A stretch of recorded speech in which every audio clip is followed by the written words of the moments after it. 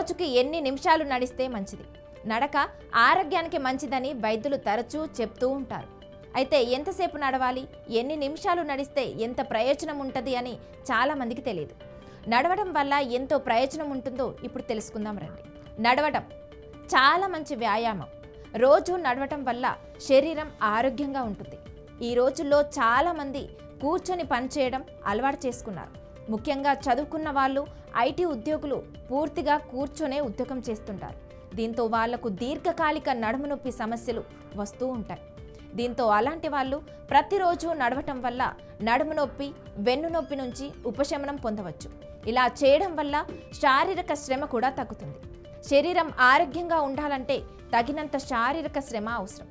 అందుకే రోజు ఏదో ఒక వ్యాయామం చేయమని వైద్యులు సూచిస్తున్నారు. కానీ అందరూ వ్యాయామాలు చేయలేరు. దానికి ప్రత్యామ్నాయంగా నడకను సూచిస్తున్నారు. అన్ని వయసుల వారు చేయగల సులభమైన వ్యాయామం నడక. వేగంగా నడిస్తే ప్రాణాపాయం 7% తగ్గుతుంది. 20 నిమిషాలతో 13%, 30 నిమిషాలతో 17% రిస్క్ తగ్గించుకోవచ్చు. అయితే రోజుకు 6000 నుంచి 8000 అడుగులు వేస్తే మరిన్ని ప్రయోజనాలు ఉంటాయని నిపుణులు చెప్తున్నారు. ఇక అధిక బరువు ఉన్నవారికి మెటబాలిజం సమస్యలు ఉండవచ్చు. దీన్ని సరిచేయడంలో నడక సహాయపడుతుంది.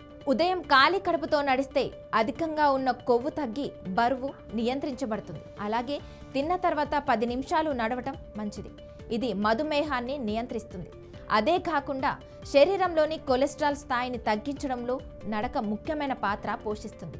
అధిక రక్తపోటును నియంత్రించడంలో సహాయపడుతుంది. ఇది గుండె జబ్బులు, పక్షపాతం వంటివి రాకుండా నివారిస్తుంది. సాయంత్రం నడక కంటే ఉదయం నడక చేయడం వల్ల అదనపు ప్రయోజనాలు కలుగుతాయి. నడక కోసం ప్రత్యేకంగా సమయాన్ని కేటాయించలేకపోయినా సాధ్యమైనన్ని సందర్భాల్లో మెట్లను ఎక్కడం, కాస్త దూరం ఉన్న చోటికి నడిచిపోవటం, వాకింగ్ మీటింగ్స్ ఏర్పాటు చేసుకోవడం వంటి మార్గాలను ఆశ్రయించడం ద్వారా వ్యాయామాన్ని కొనసాగించవచ్చు. చిన్న మార్పులతోనే పెద్ద ఆరోగ్య ప్రయోజనాలు పొందవచ్చు అనే మాటను మర్చిపోకండి.